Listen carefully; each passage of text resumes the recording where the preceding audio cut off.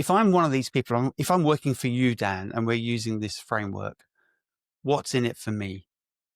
Great question. So yeah, a running theme around this framework is intrinsic motivation, right? And I haven't mentioned the book yet, but I'm going to mention it. Dan Pink has a really nice book called Drive, which talks about intrinsic motivation, and he breaks it down into three words that I've used earlier: autonomy, mastery, and purpose. And I mentioned the connection with the formula for making an impact so closely to these words. Like, you have autonomy for your finding your opportunities, autonomy in growing your skills, autonomy in your actions and behavior, growing your skills and taking those actions lead towards mastery as well. But that purpose part, right, is what's deeply connected to making an impact, right? Being able to understand your purpose in the work that you're doing, the value that you're bringing from the work that you're doing, and the impact that you're having on people, right? That drives that intrinsic motivation, which just breeds high morale, right? It enables you to work towards high performance, right? With that high morale. I understand that. This framework really makes that connection with impact. Let's think of the manager now. I'm a manager and my team are full of people who are very fixed on promote me, give me more money, the extrinsic rewards that we have talked about.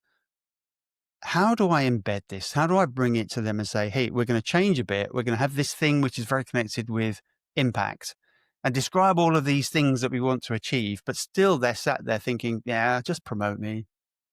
Yeah. And the extrinsic rewards are still really important, right? I'm not saying that this is a framework you will no longer need to reward people. You still have a growth. You still have the role levels. There still is that expectation there. But there's two things around this. The first is that if you're in that position where people are just so focused on the extrinsic rewards, right, and they're demanding the extrinsic rewards, there's an underlying problem there, which is probably that they don't see the value in the work that they're doing, right?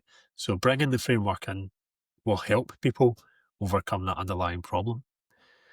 The second thing is that this actually helps have better conversations about the rewards, right? Because it's no longer task driven.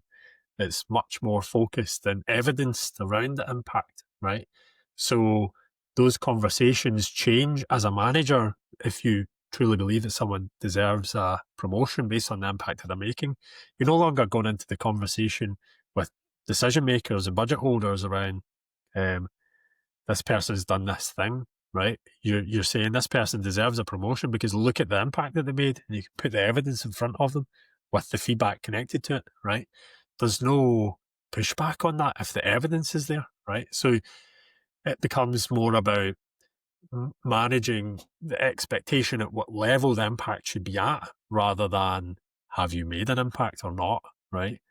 Everybody should be making an impact, but it's just about, are you making an impact at the level that they expect at the next level on the ladder, right? I absolutely agree.